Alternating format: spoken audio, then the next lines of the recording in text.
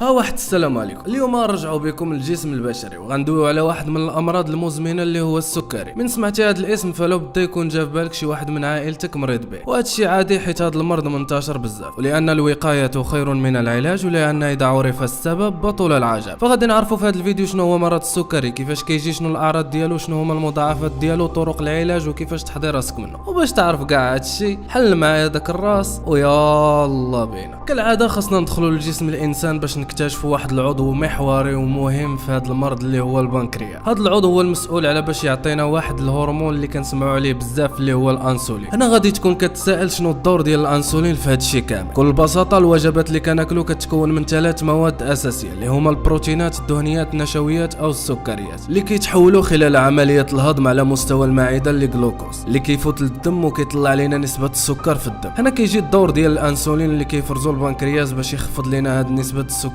اللي طلعت. تقدر تقول هو اللي كيريقل لنا العبارة السكر بحيث الا كان طالع كيهبطو. وباش نزيدو نفونديو في الشرح، هاد الانسولين عنده مستقبلات على مستوى الخليه، فمنين كيلصق معاها كيدخل داك السكر ليها باش تتغذى عليه وتنتج طاقه، وبالتالي السكر ما كيبقاش يدور في الدم وانما كيدخلوا الانسولين للخليه. يعني تقول الانسولين بحال الساروت والمستقبلات ديالو بحال شي قفل. الانسولين كيحل لنا داك القفل باش يقدر السكر يدخل لداخل، وبالتالي نسبه السكر في الدم كتكون طبيعيه وعاديه. دابا منين عرفنا شنو الدور ديال الانسولين غادي نفهموا علاش الناس كيمرضوا بالسكر. كاين جوج احتمالات، يا داك البنكرياس ما خدامش مزيان اذا ما غيعطيناش الانسولين، الساروت ما كاينش اذا السكر ما غيدخلش للخليه وغادي ترتفع النسبه ديالو في الدم. وهنا غادي نهضروا على السكري النوع واحد اللي كيشكل 10%، غالبا كيقيس الاطفال بسبب وجود مضادات اجسام ذاتيه اللي كتهاجم البنكرياس، وبالتالي ما كيبقاش يعطينا الانسولين. الاحتمال الثاني البنكرياس خدام مزيان، الانسولين موجود، ولكن المشكله في مستقبلات ديال الانسولين اللي كاينين في الخليه. القفل معكس. هنا غادي نهضروا على السكري نوع جوج اللي النسبه ديالو 90%، غالبا ما كيقيس كبار السن فوق 40 سنه، لكن مؤخرا بدينا كنشوفوه حتى عند الاطفال اللي الوزن ديالهم كبير بزاف. وكاين واحد النوع ثالث اللي هو السكري الحامل اللي كيقيس المراه في فتره الحمل ديالها، والسبب ديالو كيكون بحال النوع الثاني، وهذا النوع غالبا ما كيختفي مباشره منين كيتزاد الرضيع. بالنسبه للعوامل اللي كتساهم في ظهور مرض السكري، كاين عامل الوراثه، بحيث الا كان شي واحد من العائله الصغيره ديالك مصاب بالسكري فكاين واحد الاحتمال انك حتى انت تكون مصاب. وزيد عليها السمنه، الاكل غير الصحي ديال السناكات، وعدم ممارسه الرياضه. دابا ندوزو للاعراض. بالنسبه للنوع الاول غالبا ما كيجي في سن مبكر، وكيكون المريض به كيعاني من نقص في الوزن رغم انه كياكل بزاف، الشهيه ديالو ديما مفتوحه، بعكس النوع الثاني اللي كيكون المريض به غالبا فوق ال40 وكيعاني من السمنه. وكاين اعراض اللي هي مشتركه ما بين النوع واحد والنوع جوج اللي هما كثره شرب الماء والتبول، وكثره التعرض للتعفنات المتكرره، وخمول وتعب مستمر. بزاف منكم يكونوا كيتسائلوا على زعما مرض السكري خطير. ها هو السكر مرتفع في الدم من بعد. اسمع صديقي، اي حاجه في الجسم ديال الانسان كتخضع لواحد التوازن دقيق، واي زياده ولا نقصان كيكون عندها اثر وخيم على جسمك. فاذا المريض ما خداش الدواء ديالو وما تبعش النصائح ديال الطبيب ديالو، نسبه السكر في الدم ديالو غتبقى طالعه، وهذا الشيء غادي ياثر على كل عضو من الاعضاء ديالو اللي غيتضرر عاجلا ولا اجلا. في اي وقت يقدر تصيبه جلطه قلبيه او دماغيه، او يتصاب بفشل كلوي، او المناعه ما تقدرش تقاوم اقل بكتيريا ضررا، ولا يتصاب بالعمى، ولا يفقد رجليه. لذلك كنصحوا جميع مرضى السكري انهم يتبعوا النصائح ديال الطبيب ديالهم، وياخذوا الدواء ديالهم باستمرار بشكل غير متقطع، ويتعايشوا مع المرض ديالهم بسلام. اما طرق العلاج، بالنسبه للنوع الاول قلنا بان البنكرياس ما كيعطيناش الانسولين، يعني ما عندناش الانسولين، اذا الحل هو نعطيو الانسولين. اما بالنسبه للنوع الثاني فقلنا بان الانسولين موجود، ولكن المشكله في المستقبلات، اذا الحل نعطيو ادويه اللي كتخلي دوك المستقبلات ما يبقاوش معكسين ويكثروا من الاستجابه ديالهم للانسولين. وزيد عليها حميه غذائيه متوازنه وممارسه الرياضه بشكل منتظم اللي كيتعتبروا ضروريين في حياه مرضى السكري. بالنسبه لطرق الوقايه، اهم حاجه هي التغذيه الصحيه السليمه المتوازنه، ممارسه الرياضه بانتظام، والرضاعه الطبيعيه بالنسبه للاطفال. الحاجه الثانيه الاهم هي التشخيص المبكر، فإلا كنتي كبير في السن ولا كتشوف فيك الاعراض المذكوره سابقا، ولا كان شي واحد من العائله الصغيره ديالك كيعاني حتى هو من مرض السكري، فما فيها باس تقيس نسبه السكر في الدم عندك عند طبيب الحومه. هنا غنكونوا وصلنا للنهايه، فاللي مريض الله يشافيه، واللي بصحيحته الله يخليها عليه.